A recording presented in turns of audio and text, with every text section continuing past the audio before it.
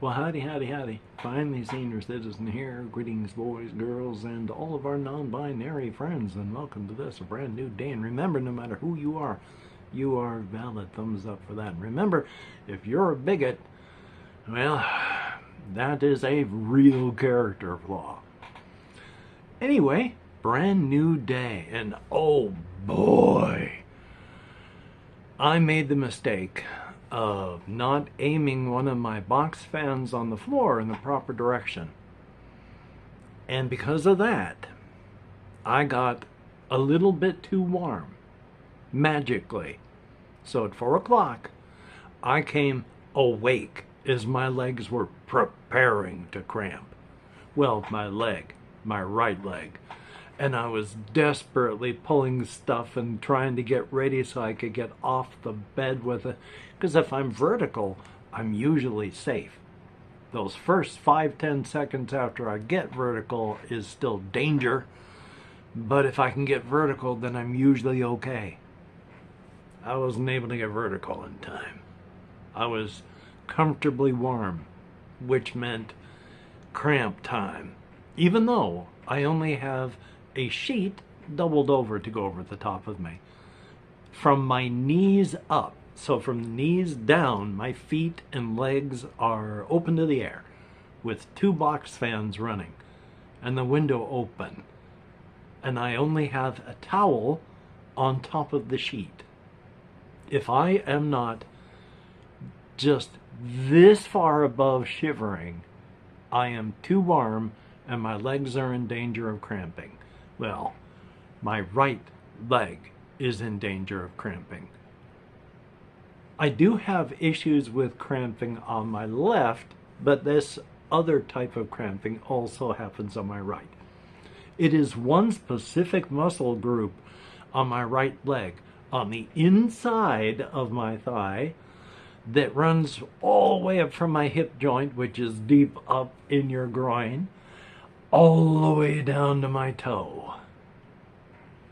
But when my other leg and such is getting involved, my lower legs, well, that's different. It'll be like if you get a Charlie horse in one direction, but if you move away, it'll stop. Except if it goes, this is my foot, this is the sole of my foot. If my foot starts cramping in this direction and I pull it this way, then it cramps in this direction. So I pull it back and then it cramps in that way. So you pull it back away from that and then it cramps in that direction. So pull it back so it cramps up. Push it down to get away from that and it stops, but now it cramps down. So it's awful in that fashion. But if I can get vertical, for whatever reason, it stops.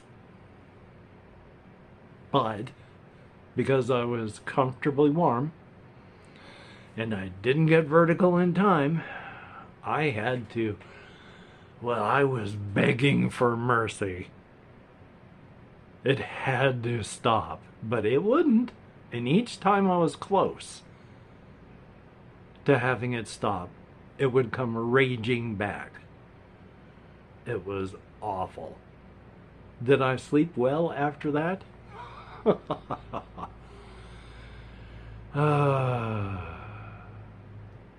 At least I rested after that. Got out of bed about 20 to 8.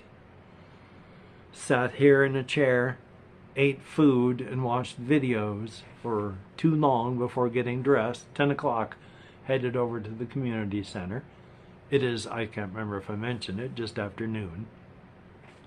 Talked with the people there about what to do. Now I put in a community tab post thing about my plans to take it to a Best Buy. Now the reasons for this are, there's no place in town where I live that's rated above like a 2.5, and there's only one place that answers the phone, and it's the 2.5 out of 5 stars place. So with only that one place, 2 other places I mentioned yesterday that I called. One, at least it sounded semi-professional on their voicemail thing, and I haven't heard anything from them. And the other where it was just a leave a message. So, but for the Best Buy thing, is that's the only thing I've really been able to find that I know of. There's no real other chain type things. It's just all little places. Because all the other numbers are like Freddy's Computer Repair. Things like that, where it's one person who has a shop and they fix stuff. So, my thoughts to taking it there, I know it'll be expensive to take it to Best Buy, but I can't fix it. I'm not able to troubleshoot it. And as long as I'm not able to sleep, which I went and renewed one of my medications all up at the local Walmart. And the problem with that is it's a medication that I use to control pain, meloxicam. It is a non-opiate and it functions similar to, in a fashion, ibuprofen. Because you can't take ibuprofen while you're taking meloxicam. But when the major at 30-day and all that prescriptions ran out, I went and got a refill. It was for 2 weeks. Well, that ran out. One of the things I've been doing, because when I got that refilled, the bottle has no refills on the bottle. So when I took it in, they have to fax it to the doctor, and hopefully the doctor will renew it. I hope so. One of the things I want to do for walkies, which I'm going to do after I finish recording and uploading and such, is stop by down there, because I was rationing the meloxicam. You can take 2, as written, my prescription is for, I can take 2 a day if I need. I take 2 before I go to bed. I've been taking just 1 before I went up to Walmart to get it renewed. Now I have enough for like 2 days at 1 tablet per day. I wake up from pain at 4 o'clock after I go to bed at 1, when I only take 1 o'clock, 1 tablet of this. I need to go talk to them at my doctor's place. I can only talk to the scheduling person up front to let them know that I need the refill for more than just 2 weeks. So hopefully, but past that, I have been watching videos. There have been things I've wanted to talk about, and I've forgotten them all entirely. With my severe ADHD, which halfway reminds me, there we go, by talking about my ADHD, that reminded me. There is this one fellow, his channel name is Shallow VA. He goes by Shallow as he talks about stuff, and for the past 5 or so weeks, every Tuesday, he has had a video up called Telly Tuesday. And it's just a, like, 1-minute video, if even that, of this kind of toast-looking character dancing, and then that's it. And that's Telly Tuesday. Everything else is him playing Doom maps while talking about life and Doom and all that. But lately it's that Telly Tuesday. Well, one of his latest videos, he finally explained what Telly Tuesday was, because he figured there were a lot of very confused people out there. But if you've been on the internet for a while, and I've been on the internet since 1993, you get used to stuff and you kind of roll with some punches. I mean, after all, way back when in the day, oh God, like 25 years ago now, or longer, there was this one website called Furtnal that was all about the fictional snack company Furtnal and the products that they made and the troubles that they have. And the products that they have were like meat nickels and all that, and clown meat, which was, like bologna with a clown face on it. And so it was just bizarre. like that, and they had it built up to the theme song of something along the lines of, whenever you think Ferdinand. So you get used to weirdness. I mean, if you're over, what, 10, you know that. Oh, if you've ever seen Zombo.com. So check that out if you haven't, if it's still up anywhere. Where was I leading into and from that? Shallow VA with Tilly Tuesday. He was explaining what Tilly Tuesday was all about.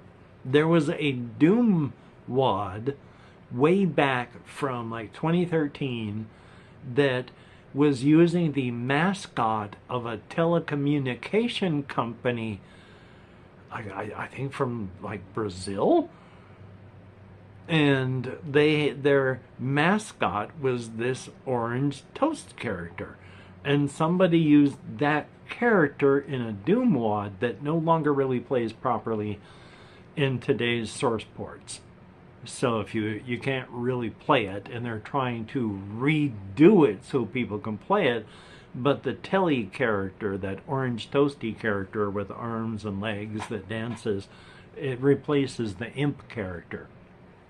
And so he went through and explained that, and then he also explained, which is the reason why I was actually bringing this up, he was talking about how he runs his channel like he runs his life, like he runs all of his projects, like he just puts half effort into them and then gives up after a while. And my immediate thought was, oh, you have ADHD too. But yeah, that's so he's only done that many, and he got halfway bored doing it after he'd done 2 or 3 of them. So there's likely not going to be any more Tilly Tuesdays, but I just thought I would explain.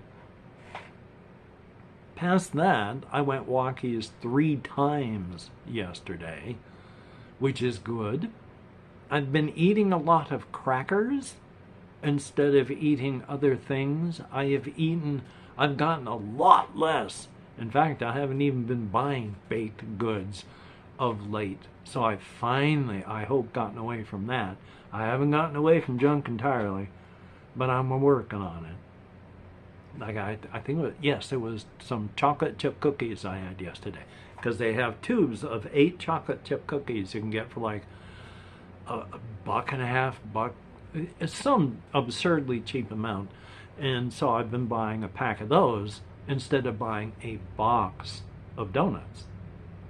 And I think that's been a good replacement, and I'm working on phasing even that out, because I've been letting a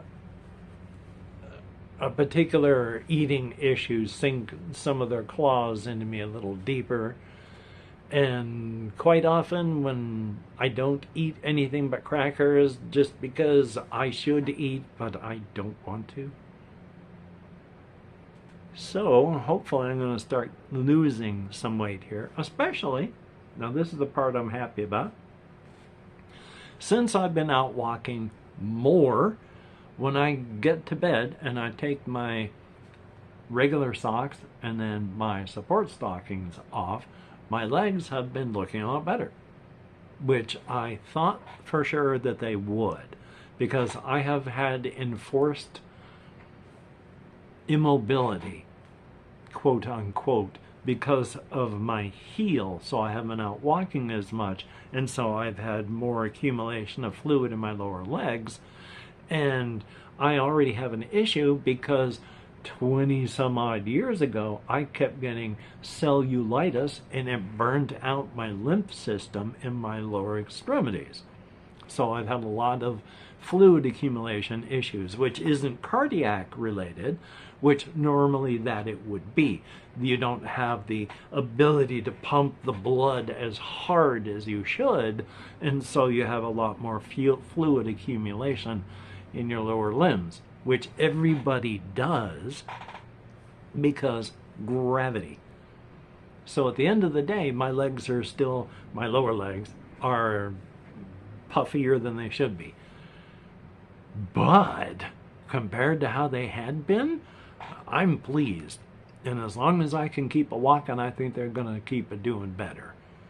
And that's a good thing. Now, I do have some venous things. I was going to say issues, but there's varicose veins, which is, they're the big exploded veins. They're not exploded, but they like lost their elasticity and stretched out, which anytime that you've got your blood can slow down in a spot, or you've got turbulence, you have the possibility of blood clot.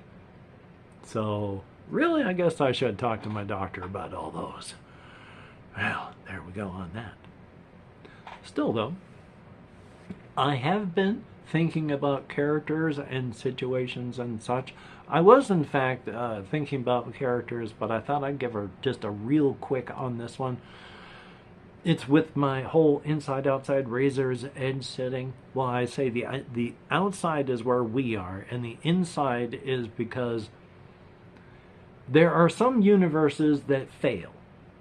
And sometimes they can become attached to another universe in its space, its own.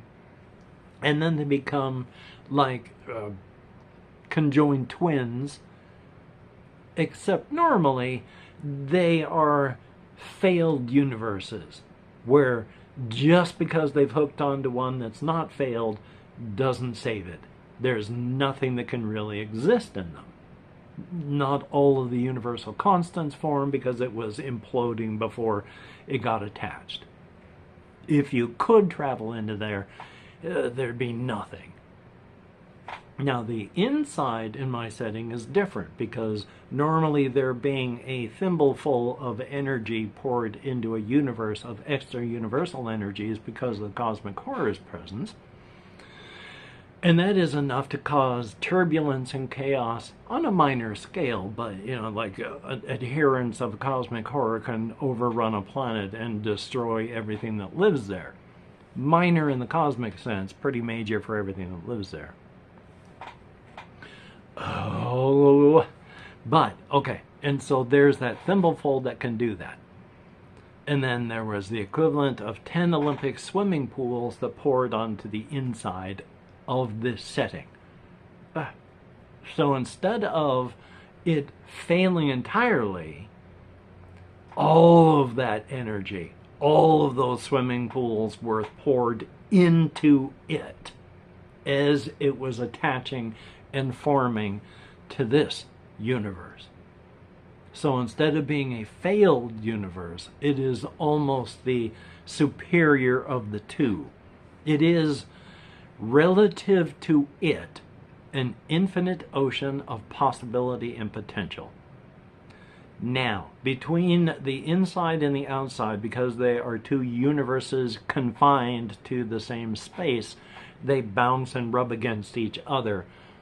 And not only does this rub holes within them that get connected, that also generates a form of static energy that fills the space between the two universes. This is the universe that the kaiju lived within before its space was cut off from the rest of that universe and formed the razor's edge I talk about. This energy is a slow bleed, and in time will, entropy-wise, drain that energy out of the inside until everything fades in the end. Physical things all fail in the end. It is sad, but it's true. So, relative to the outside, if you could step out of the frame of all of this, you could see that it's slow drain and it's eventually going to fail, but you can see how it works there.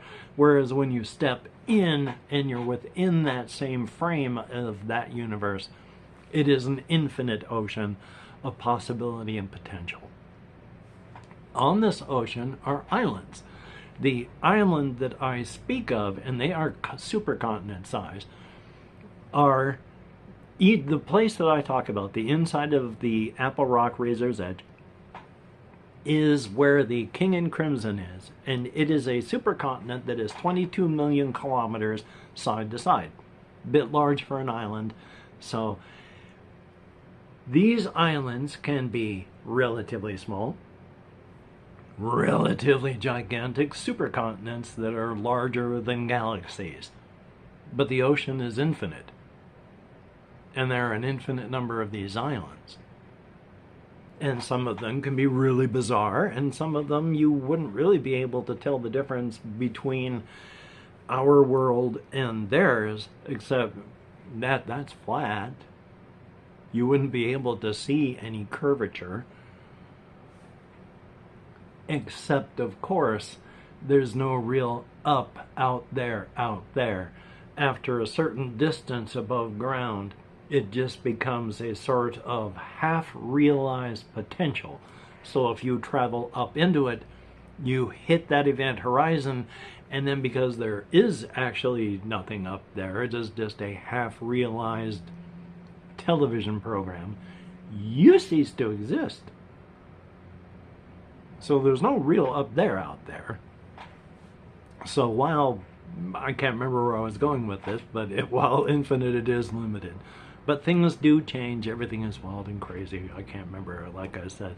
I just remember talking about how there are an infinite number of them, and they are of varying sizes, and they can be wildly, wildly different and varying because it is a multiverse written small. There are an infinite number of islands with an infinite number of variations, say, of one of them. And then out of one of those, an infinite number of those. And then of some of them, they are connected via razor's edge to the outside where we are. And energy flows from the inside through razor's edges out into the hour of that multiversal place, where that universe set has lasted. Normally, if you step outside of a universe, you can see, from like a cosmic horror sense, it would be birth, 2, 3, maturity, 5, 6, withering, 7, 8, death. That's how long it takes for a universe to appear and then fade away and die. This particular universal set is up into the 40 millions, and it's only about 1/10 of 1% of the way through this particular portion of a normal universe's existence. And the cosmic horrors view this as a brilliant and beautiful gem. Because while the cosmic horrors live within the multiverse, except for their mother, they were born here, the multiverse, and the multiverse is their home. They don't hate it, what it is, or anything that lives there. They don't think about us down here, but they look upon it as their home. And looking at that, it is a gem and a treasure, and they try to keep it safe. Mostly by not going around to it, but there you go. So, yay! Anyway, call to action, thumbs up. If you could like, comment, share, subscribe, that would be very, very cool. Definitely appreciated. And if you're a Patreon patron, you are beautiful and awesome. Don't let anyone tell you otherwise, because if they do, they are lying. And if you have left me a comment, you too are beautiful and awesome in your own way. I read every comment that YouTube shows me. I thumbs up every comment, and if I can't do that, I give it a heart. And what is the next part? Gah, I love having ADHD brain. And I answer as many as my nerve compression will let me. Yay! No ADHD brain. For the win. So I'm going to edit, render, upload, go out for walkies, talk to the doctor's office while I'm out on walkies, and then probably keep doing walkies. I mean, I don't really have much else to do aside from rearrange stuff, part of which I've already done. And yeah, so tomorrow one of the case managers is going to help me give the thing a ride to, like I say, it's Best Buy. So